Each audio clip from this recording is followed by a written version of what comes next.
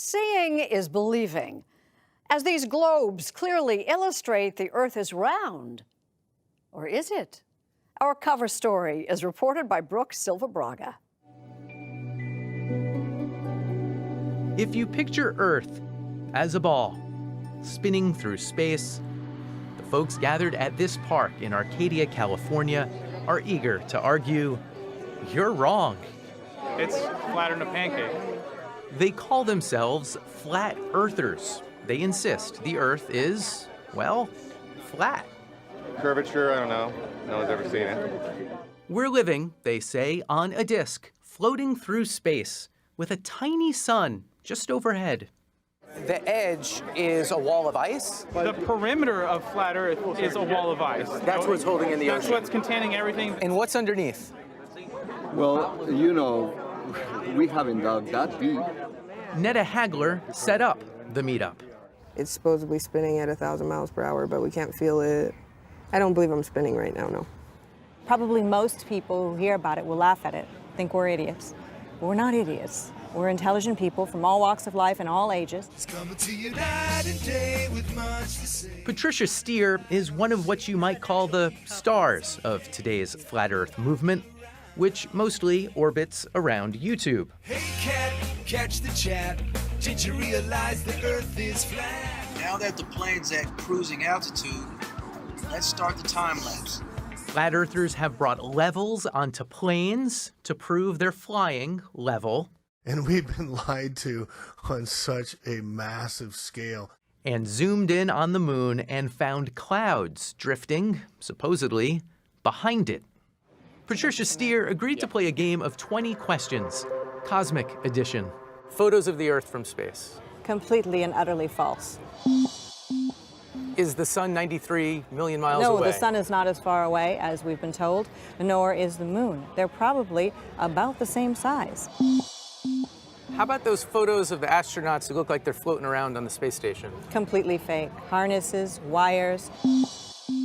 Did we really go to the moon? No, we didn't go to the moon, and we don't have a rover on Mars, and we didn't do a flyby of Pluto, and we've never been to space. Period. End of. In short, flat earthers don't believe much of anything unless they see it for themselves. They say NASA is just a part of a massive conspiracy. It's a giant game of chess. We, all of us in humanity, are the pawns. Part of the whole flat Earth thing is keeping us locked down, not knowledgeable about who we are, who we really are as people, and what we're capable of. You think something new is happening? I do think something new is happening. People have really become obsessed with the idea that if it's not part of their direct experience, it can't be true. Tom Nichols takes a dim view of flat Earth. A national security expert, he teaches at the Harvard Extension School. You remain champion. He also won Jeopardy! 5 times. People have lost faith in experts. We've developed a kind of reverse snobbery that says if you have a great deal of education, if you're at a well-known institution, by definition, you must be a liar. Nichols poured his expertise into a book about the death of expertise. Oftentimes, younger people will say, well, the internet is just a big library. That's wrong. The internet is a big dumpster. There's no guarantee that anything you find on it is true. It's more democratic, isn't that good? No, when it comes to knowledge, more democratic is not good. Absolutely not. We don't decide how fast things accelerate in a vacuum by voting on it. So, in this show it to me world, we traveled to the Southern California desert to meet for ourselves the one man who is boldly going where no flat earther has gone before. I am their best hope. I am the best hope to prove the flat Earth. Meet Michael Hughes, Mad Mike to his fans, limo driver, self-styled daredevil, and most recently, do-it-yourself flat Earth explorer. The flat Earth thing is like everything else to me. I just want people to question everything. Question what your congressman is doing, your city council. Question what really happened during the Civil War, what happened during 9/11. And that rocket, sitting outside his house, Mad Mike built it himself. How does one go about finding out how to build a rocket? More trial and error. That's a bunch of it, you know. And after you... You don't get a lot of second chances, though. No, you don't. In the rocket business. Yeah, especially when you're about 1,800 feet up. Let's go! Let's go! You know, these things are not easy to do. This past March, Mad Mike actually climbed into his steam-powered rocket and set off to see what he could see.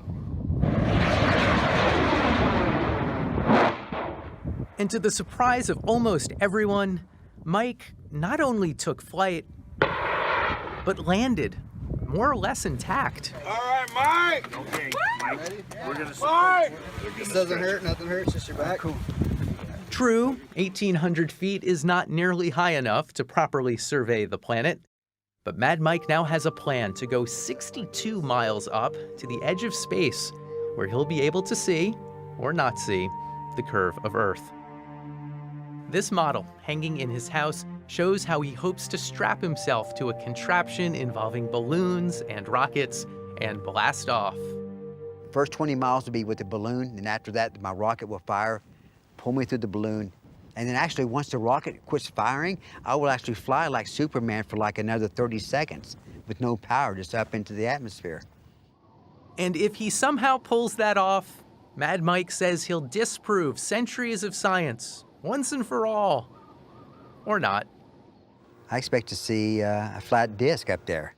I don't have an agenda. If it's a round Earth or a ball, I'm going to come down and say, hey, guys, I'm bad. It's a ball, okay?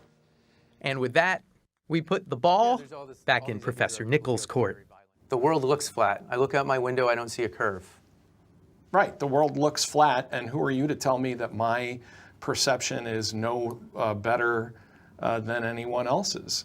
And I think that's a really dangerous thing because, you know, the Earth is round, and you'll learn that the hard way if you try and fly an airplane.